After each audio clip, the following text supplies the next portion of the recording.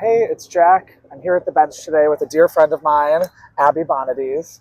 You might recognize Abbey from her TikTok or Instagram. She's a content creator, and you might know her from her Let's Flow series or talking about Wicked, all things pop culture, Bravo. If you don't follow her, you should.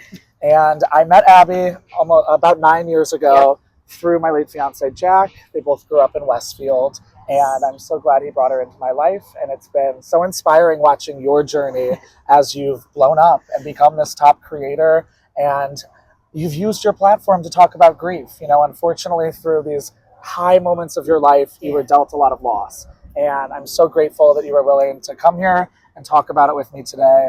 And I'm excited to get into it. I'm so excited to be here. And I was going to say the same thing about you. I couldn't be more happy that Jack brought you into my life. So Thank you. I feel very safe with you here. Thank you. I know it can be overwhelming or a little scary to talk about these topics, but I'm trying to create a safe space here. You really have done an amazing job at that. Thank you. And I hope we inspire other people to start talking about their grief more.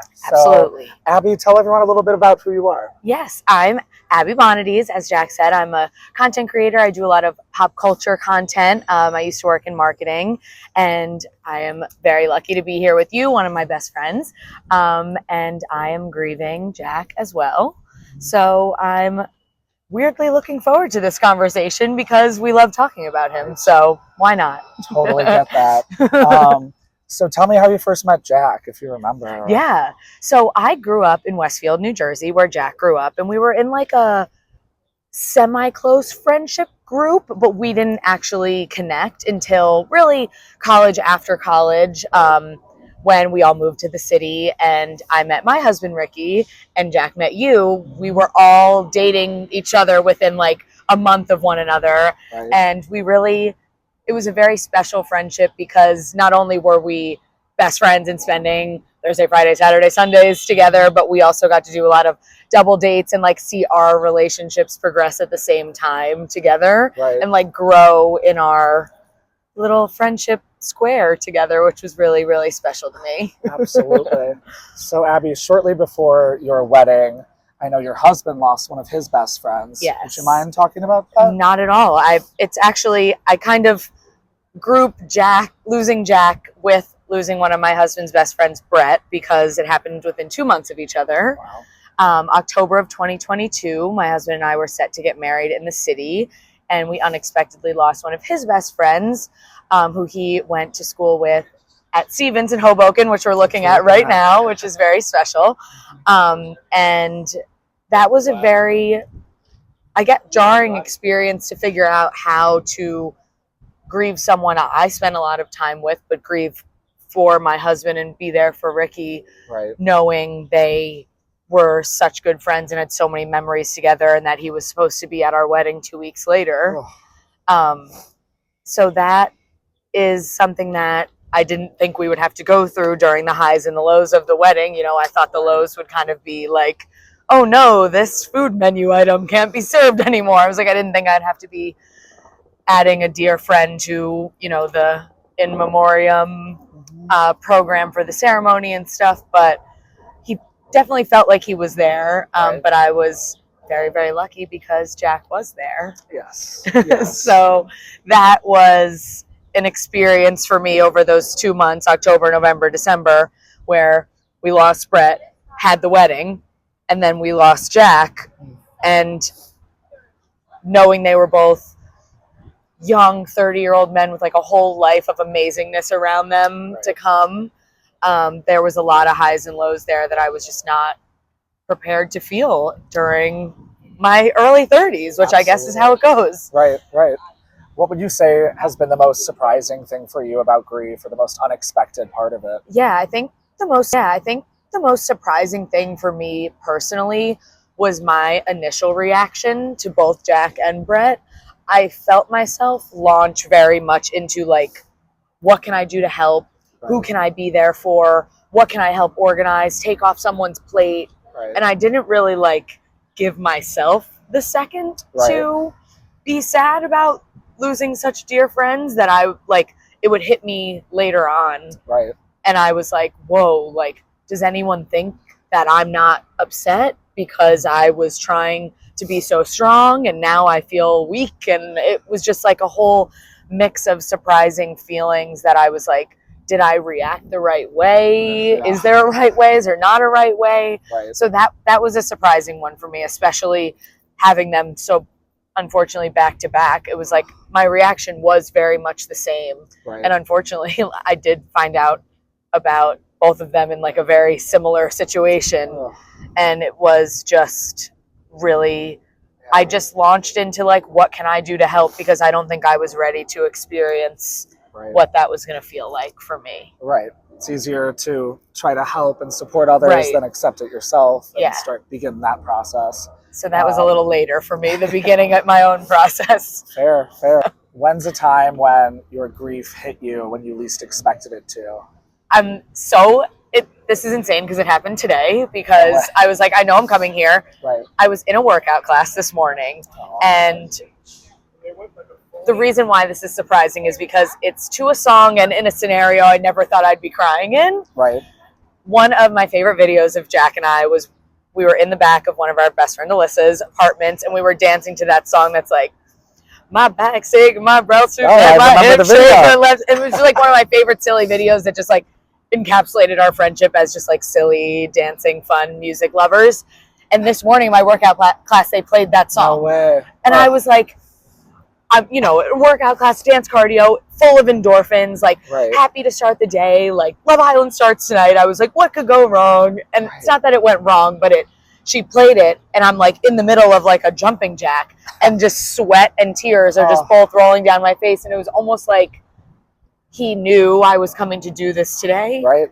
and was like, I got you. Oh, Like, I love you. I got you. Remember how fun we were. You can be fun still. Absolutely. I love that. That's so beautiful and perfect. It was crazy. I didn't always feel like everyone understood the importance of what I was doing and how Right. hard I was working. And Jack always got that. Like, he always sent me like the most supportive texts whenever I had like a video blowing up, or like, he saw me take a risk on like a video that was like a little different than others. Like, he was always one like, so proud of you, you're killing it, love you, what is the song in that video, I need to add it to my playlist. Like, I miss those texts very much, because he was next level supportive at like the times I didn't even know I needed it. What would you tell someone who's newly grieving? Any advice you'd give? Yeah, I think the advice I would give to anyone newly grieving or still grieving is that it's okay to not do it the way that you thought you were supposed to grieve. Right. Like movies and TV shows and things show us all of these ways where you're so shocked at first, or you're sobbing on the couch, or like sometimes it hits you when you're like writing a letter and it's raining, those aren't necessarily the things that happen, and it's different for everyone, and it hits you at such different times. And I think the best thing you can do is stop in the moment and recognize, like, yes, while they're not here anymore, they're somewhere, and they will always be part of you, so you can keep moving on and growing on and all of those things, even though they're not physically here. They're always mentally and emotionally there. That's beautiful, and I couldn't agree more. What do you miss most about Brett and Jack? If there is one thing in particular. I know, it's hard. I know, it's a hard question. I think I miss the most that they're both not going to be here for this next chapter of our New York City life. Right. Something that was really cool about both Brett and Jack was I experienced my growth of friendship with them at the very same time. Basically, like right after college, we were all like freshmen of the city. Right. We were going out all the time, and it was like 2015 to, of course, 2022, and we lost both of them. Like those 7.5 years were just crazy, fun, ridiculous memories. And I feel sad because I am the one that always captured those moments on video and photo, and they all pop up for me on my time hop, and it's very hard for me to process that as I take more pictures and videos and have these memories, that they're not going to be in those anymore. Right. I think that one's like, that one stings a lot. Absolutely. And I have to say thank you for capturing so many moments. Oh. And it's funny, Jack used to love taking selfies and photos and Loved. documenting so many moments. And I used to get annoyed. And now I'm like,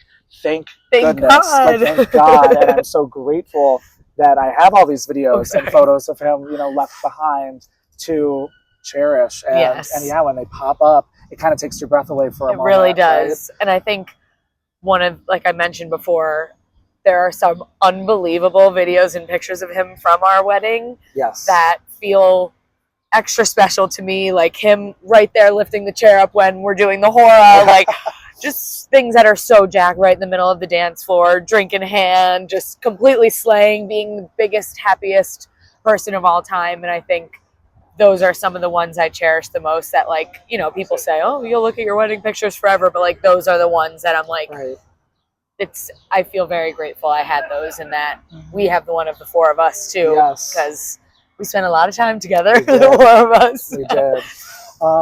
One final question. Yes. What advice would you give to someone who's in a similar position? You know, when Ricky lost his best friend, your husband, and you're grieving a friend too, but you're trying to be there for your husband. Yeah. Any advice you'd give to someone in that situation when you're trying to navigate your own grief, but be supportive to your husband or whoever it is? Because that's tricky. It's extremely tricky. And I actually, unfortunately, had a similar situation the year before we lost Brett and Jack, that my brother lost one of his best friends unexpectedly. So 3 young men under 30 who should still be here, which is very unfortunate. Yes. But I think my advice when you're helping someone else grieve while you're also grieving is a good one from my therapist, who we love.